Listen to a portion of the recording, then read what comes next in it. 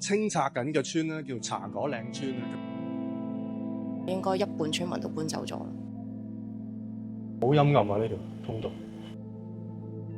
所謂嘅寮屋啦，或者木屋啦，其實就係呢啲咁嘅鐵皮。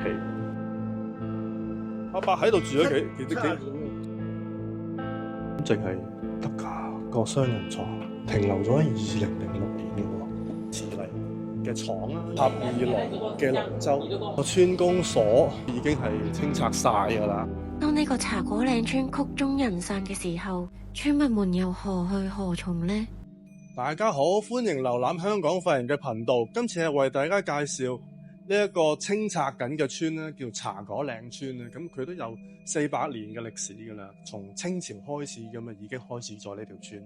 早期嘅時候咧，曾經係一個好多工人聚居嘅地方啊，因為佢其實係一個採礦嘅地方啊，採一啲瓷泥礦啦，採一啲花崗岩礦啊。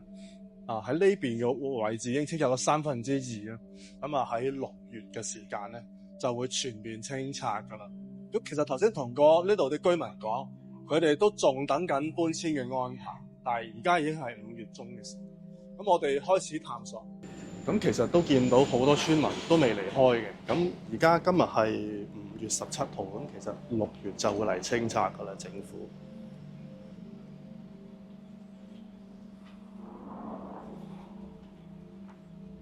但係沿路都見到好多冷氣都仲 operate 緊啦，亦都有好多人喺度晾衫，即係其實佢哋都仲喺度住。我哋見到呢度有隻狗狗好好瞓，咁我哋可能都唔打擾佢瞓覺，我哋喺呢度行緊出去。咁我哋行入呢條好陰暗嘅通道，唔知去邊度，我哋去探索下。咁亦都見到側邊有啲已經交咗地，咁係一個廁所嚟嘅呢度。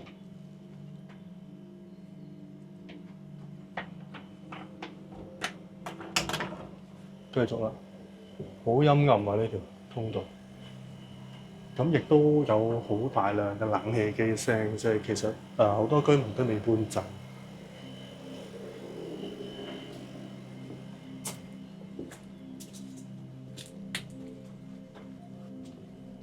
咁呢度都有話清拆令，但係裏邊都好似有人住咁嘅環境。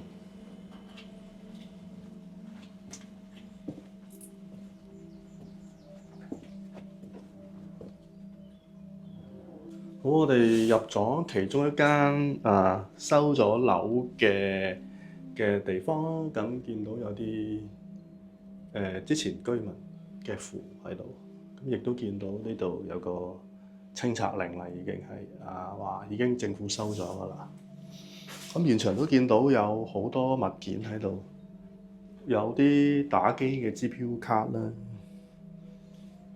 咁其實環境都非常之少啊。咁呢度有個廳，呢度有個閣樓仔，呢個閣樓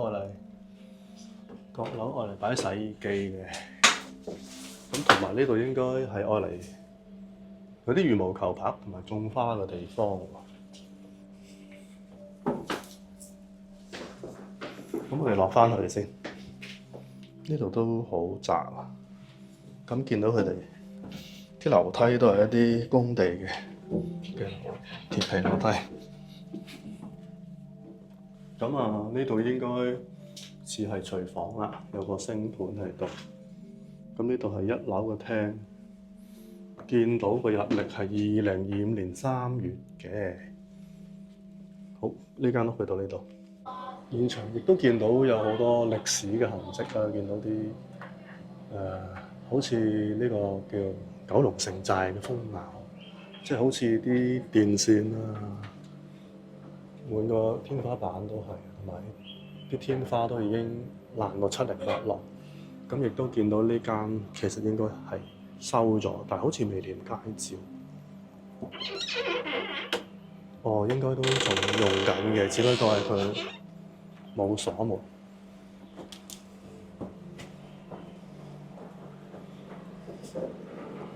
我哋亦都可以睇下條村咧，佢啲電線水管嘅分佈其實都喺個地下度，喺啲一級一級嘅樓梯下面都已經佈滿晒。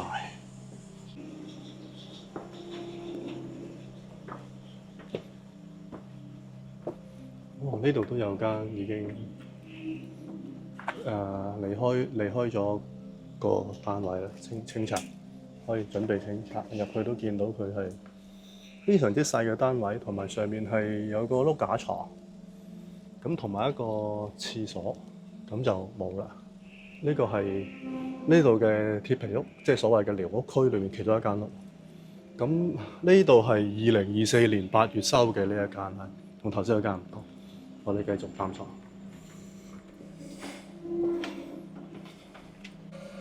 咁我哋呢度亦都見到有一間鐵皮屋喺2樓個斜度，好似突咗出嚟，唔知係特登起成咁啊，定係佢已經傾斜喺前面。咁我哋繼續喺呢個附近探索，亦都見到仍然係有居民喺附近住緊嘅。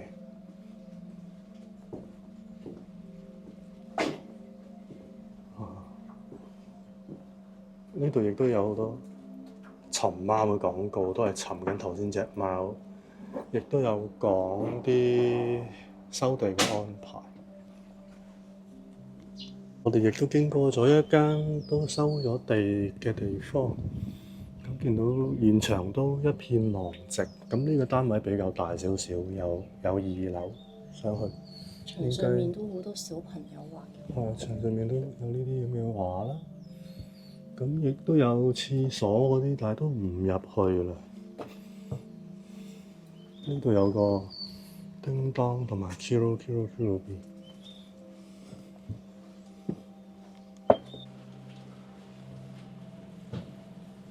咁呢度亦都有啲搬遷嘅通告，寫住搬遷咧就最好唔好留低任何危險嘅物品嘅，適當處理。即係講緊可能係佢哋用緊嗰啲石油氣啊。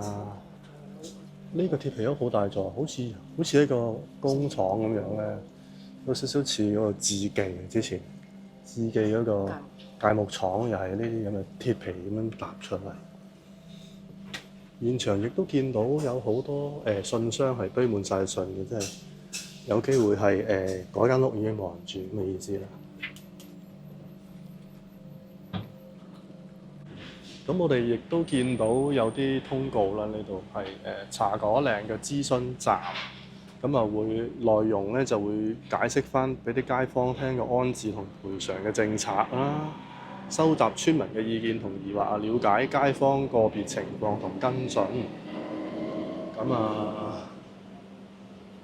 我哋繼續探索啊，唔知道呢度啲即係 so far，我哋今日都想做啲採訪啦，同啲居民。咁暫時都未揾到合適嘅居民。哇！呢個應該仲有人住嘅，上面都有啲花嗰啲。哦，呢間就已經封咗，我哋入去研究下先。我哋可以睇下呢間屋啦。咁所謂嘅寮屋啦，或者木屋啦，其實就係呢啲咁嘅鐵皮屋，成間都係由鐵皮做㗎啦。咁用鐵皮去整，其實就係因為香港嘅溫度啦。咁用鐵皮可能會容易啲通風，等佢令到間屋冇咁熱啦。我覺得咁沿路都見到好多已經搬走咗啦，封咗。呢度見到有間都落晒鎖頭，見到地下都係成地信啦，代表其實都冇人翻嚟收信。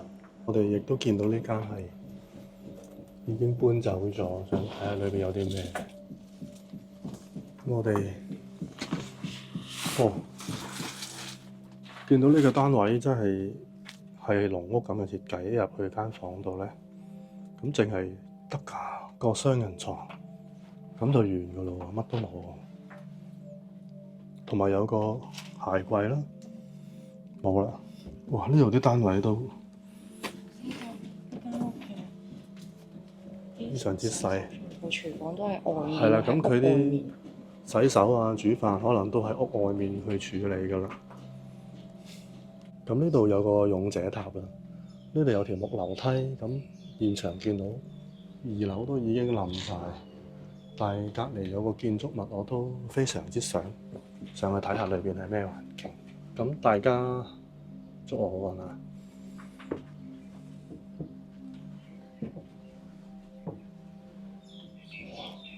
大家見到個2樓已經冧咗落去啦。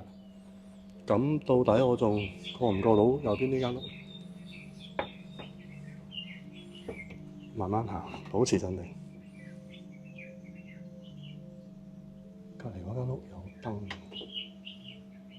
仲有人住，竟然咁我都係落返去，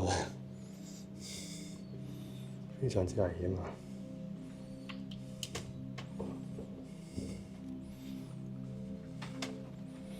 落去嘅時候落聲大電，有人住喎，上面有燈喎。咁我哋都見到喺茶果嶺村其中一個地標叫鄰舍輔導會茶果嶺中心，喺個公園嘅隔離。咁當然啊，呢啲屬於政府嘅嘢，佢就因為要重建啊搬遷，所以已經冇運作㗎啦。咁沿路都見到，其實好多呢啲鋪頭咧都已經冇開。呢度都見到有個通告啦，本會所以遷至茶果嶺繁榮街，傳承本地下新會。我哋行下嚟到呢一間貿發茶室，入去望一望先。嗰個英文雜誌，哇！上過雜誌喎。啊，個廿幾年前嘅呢個《青島日報》嗰個金假期。呢個係咪你嚟嘅？咦係喎，好靚仔喎！好有型添，係咯，18毛走褲啊！後面呢度飲食男女，哇！又上過有好多報道喎。你廿幾年前啦，依家人有哋面食過之前呢度。有小炒咩都有啊！我話嗌佢隔離嗰間60幾年，而家就冇賣熟食。冇啦，咩都冇賣啦，膝頭哥痛嘅，綠色嗰幅又係大人畫嘅。犀利！綠色嗰幅又係大人畫嘅。哎，反而呢個細路女畫得幾得意啊！我覺得好靚喎。你喺度傾，結果同佢傾份得閒喎，哦，去影下先。這阿伯喺度住咗幾70年啊！住咗70年啊喺度。我大輩出世做呢度。哦。但係而家咁樣拆咧，你哋係個賠償唔滿意咩？但係佢會逼你哋走知啊！唉，到時先算啦，唔理。即係嗰頭天后廟嗰頭就已經拆拆曬啦緊啊！。你話一掟咗俾食環署傾啊，涼茶都賣得。你係會諗住係搬去大道定係？依家冇人做嘅，因為我啲嘢好嚴。30年前嗰排就值錢啦。嚇！政府有冇話幫你哋搬去邊度？即係搬我哋上公屋。公屋啊？公屋啊！哦，咁但係就冇呢鋪頭啲俾你都唔敢做你㗎，麻雀館都做唔掂啦。而家咁多食肆執笠。唔係啊，你香港近大陸啊，人哋個個都翻晒大陸啊，麻雀館啊都做唔掂啊，有啲麻雀館。以前好多人入，你呢度咪海灘？哦。呢以前係海灘啊，填咗咯係啊，全個馬路都係海灘。哦。呢度係石灘，嗰邊有沙灘。而家我哋咁樣行過得翻嚟呢冇人間仲開緊。有嗰啲嘢上晒樓㗎啦，呢啲上晒樓。哦，上晒樓，即係搬咗去公屋㗎啦。啊！即係大家都係去嗰個公屋啊？定係全部都？依家冇㗎啦，政府周圍掉你。咁各散東西㗎咯喎。係啊，就唔會以前一係咧拆你成站，即係又抗議又係咯又冇係咯。政府話即係同你哋搬去另一度啊，咁你哋仲會唔會再賠錢俾你㗎？定係？咁即係其實好多鋪頭而家將來都應該唔做啦。唔做啦！呢啲未夠人哋賣嗰啲咩啊？嗰啲男仔褲啊，服裝即係啊小學啊，毛澤東嘅時候啊，小學8出3啊，依家冇做啊，搬咗咯，搬咗。呢間就搬咗。對面嗰間都搬咗，全部搬晒，嗰間又搬咗，搬晒就搬剩我哋啊！我哋8點人7、8點都收啦，慢慢執。係咪好唔捨得啲街坊啊？冇人咁多年喎。有咩唔捨得嘅？人都要行呢條路噶啦。你今年唔拆，第2年都要拆噶啦。即係知唔知搬去邊啊？而家唔知啊！你話到時俾幾笪地方你揀咯。呢度係最近寫噶啦，啲貓死好多啊！拆嗰時係啊，啲俾狗咬死啊！一城崛起萬千空啊！街頭巷尾無人蹤啊！一片荒涼在屋中啊！伯伯都好有墨水，就跟住犀利。一片荒涼在屋中啊！日落烏啼貓兒記啊，咬死啲馬，清拆拆嗰度。有個老人家喎，佢賣咗幅地喎，有成千幾萬啊！千幾萬喺呢度係啊，好值錢㗎嗰啲私家地，收佢就賠咗千幾萬。冇幾耐啊，拖住個大媽行啊，哇咁成80幾歲得啦。我話你第日都可以㗎，如果你有錢，人怕冇錢嘅。不過最慘嘅阿大媽俾啲假感情嘅啫，情百傷喎。學生可伯啊，白河太咁樣。人怕冇錢情百傷又咩啊？雪怕太陽早擦傷喎。呢度一地賣千幾萬，你私家地一分地抽成賣俾政府先。 11,000你抽到，哇12嚟抽得好計。12年咯喎。 ！12年。做完華叔嘅訪問，見到隻流浪貓，諗起頭先華叔嗰首詩《日落命題貓兒悲》，真係有啲心酸。我哋繼續探索嘅途中，見到呢一間榮華冰室，介紹上面寫到佢已經有半世紀歷史㗎啦，十分之古色古香，係一個懷舊嘅冰室，所以我哋就入咗去食咗個麵啊！入面嘅台凳全部都係木製嘅，我諗全香港都揾唔到第二間冰室有咁樣嘅家私㗎啦。當我哋食緊嘢嘅途中，我哋見到有一班舊街坊帶住啲仔女過嚟，同老細一齊睇住啲舊相，緬懷過去嘅時光。我不禁喺度諗，當呢個茶果嶺村曲終人散嘅時候，佢哋仲有冇機會咁樣聚舊呢？啱啱見到有一棟好靚、好大間嘅獨立屋，唔知係咪學校？見到佢仲有凳，咁不如上去睇下啦。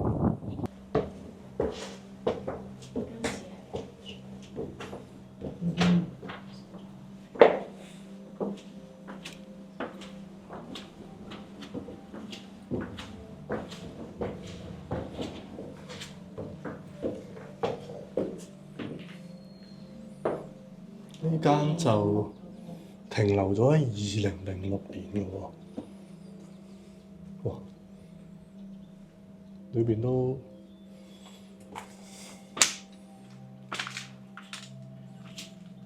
哇好下，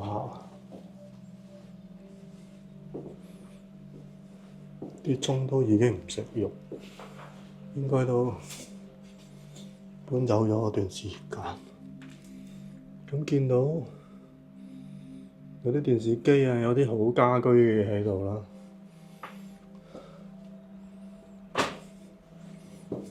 呢度洗衣機、廚房都好似仲有人用緊咁嘅環境，唔知開唔開到呢水？試下，好污糟嘅真係。OK， 開唔到水㗎啦已經。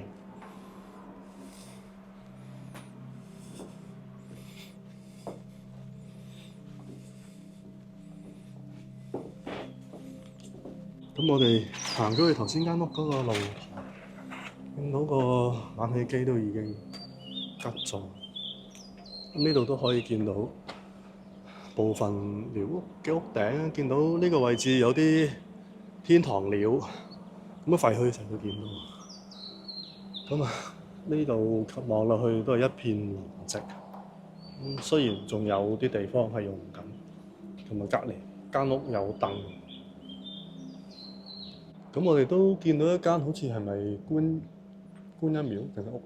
睇嗰啲屋嘅 frame，但係佢冇廢嘅痕，冇話清拆嘅痕跡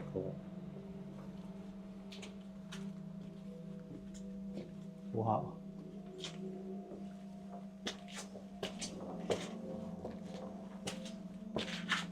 唔知仲望住幾有燈。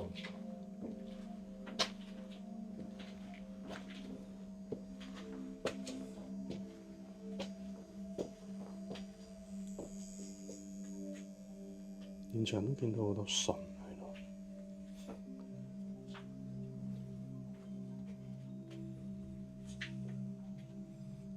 呢啲信應該都係冇人收，離開晒。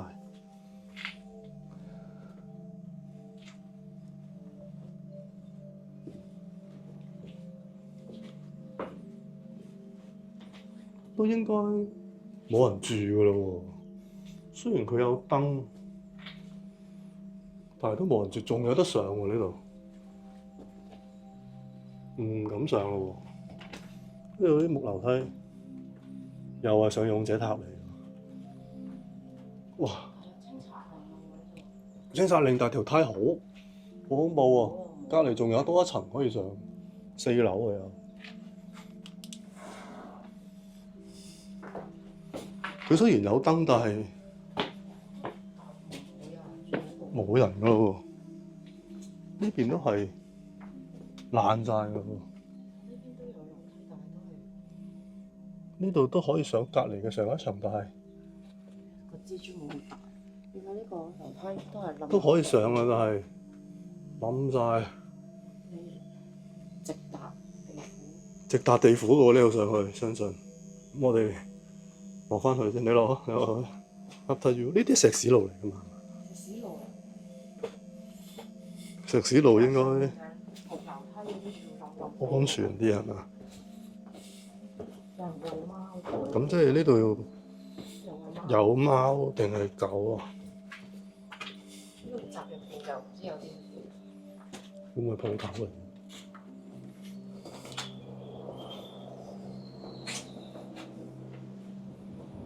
呢度除咗頭先我哋一開頭影一紮鐵皮屋之外咧，都有好多石屎嘅屋啦。石屎嘅屋咧，我哋估計就應該係呢條村原本有個建築嚟嘅。咁只不過係後尾咧，就好多人入嚟就起咗啲鐵皮嘅寮屋啦，咁就圍住咗呢啲石屎嘅屋嘅。咁但係根據頭先嗰個冰室嘅老細所講啦，都已經有好多被清拆咗㗎啦。咁而家呢啲都係殘留咗㗎啦，同埋亦都有好多村民都搬走咗啦，起碼應該一半村民都搬走咗啦。咁我哋行行下又見到呢啲好巨型嘅龍，咁啊拉姐話呢啲係豬龍，我估係豬籠啦，係咯，同埋狗籠啦。狗龍冇咁大個，下面嗰個細啲嘅，下面細啲呢個有機會係我覺得係雞籠。OK。但係上面嗰個咁高咧，就似係揾啲大型啲嘅動物咯，所以我估上面呢個係豬籠。OK。咁我哋亦都喺度見到一個好大嘅建築物啦，咁就係瓷泥嘅廠啦。因為之前其實呢條村咧就係做採礦嘅，採礦啲瓷泥啊同埋花崗岩。咁啊呢個廠咧就而家已經變咗一個回收場啦。咁啊，之前喺度採過嘅花崗岩咧，亦都喺中環嗰啲建築物裏邊用啦，好似係立法會嗰啲嘅花崗岩都用緊，中銀啊嗰啲。咁啊，非常之靚嘅花崗岩啦。咁我相信佢呢啲整出嚟，呢啲都係花崗岩。咁我哋見到改裝咗嘅瓷泥廠啦，而家變咗一個回收場，非常之大型。咁啊，入唔入得去？拍兩下，入去拍兩下。咁呢度係個回收場，咁都仍然運作緊嘅，似係將啲紙做回收啦。咁然之後就堆到變咗一磚磚咁嘅回收。我哋繼續去睇下，佢哋而家都仍然運作啦，所以非常之繁忙啦。咁回收完之後，最後整好晒就變咗一紮紮呢啲紙啦。我哋都唔阻住佢哋做。咁大家見到呢度有一條合二龍啦，應該係之前非常之風光嘅時候。去爬嘅龍舟啊，咁亦都見到呢條龍舟係比平時啲龍舟長好多嘅，咁可能我自己覺得啊，係愛嚟擺設嚟，亦都未正式落個海嘅有機會。合二龍嘅龍舟，咁啊都非常之長，咁應該都冇有一段時間冇用啦，見到都空晒塵。但係見到佢都非常非常之長，好似長過平時見到個龍舟咁樣。咁亦都見到呢度有一排嘅信箱，咁啲信箱都清晒喎，意思係佢哋未走都仲收緊信。咁我哋亦都見到茶果嶺鄉民聯誼會呢度，亦都見到清拆嘅範圍非常之大。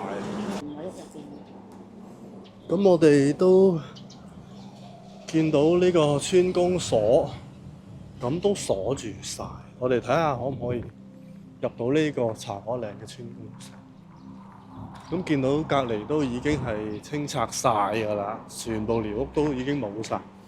唔知係咪鄉公所唔清拆，所以仲喺度。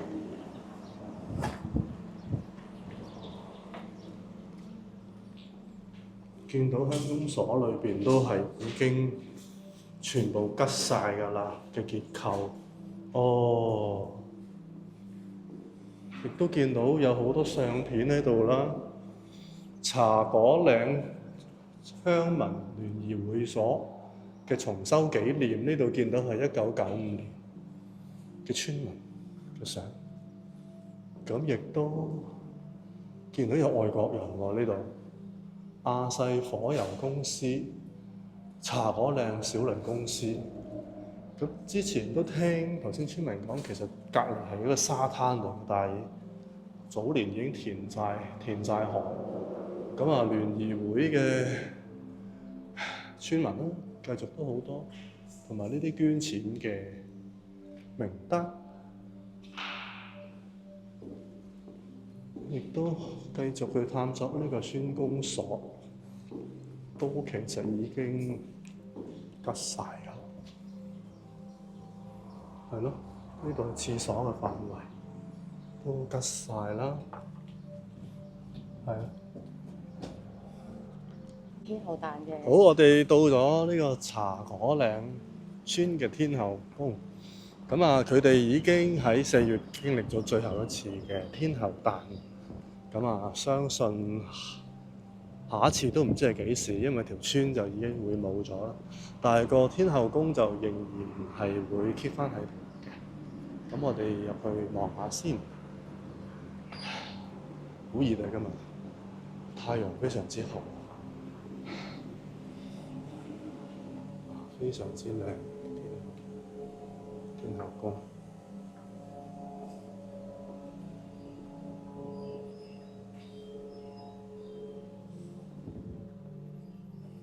好啦，今日嘅探索就到呢度。多謝大家睇到最後啊！如果大家鍾意呢條片嘅，記住點做啊？記住訂閱、分享、讚好、留言，同埋最緊要就係撳響個通知啷啷，咁我哋下次出新片嘅時候就可以通知你噶啦。因為而家 YouTube 咧已經轉咗演算法啦，如果你唔做齊以上咁多嘢咧，以後我哋出新片你就有機會睇唔到噶咯喎。咁我哋就下次再見啦，拜拜！多謝大家睇到最後啊！輕記好肚餓。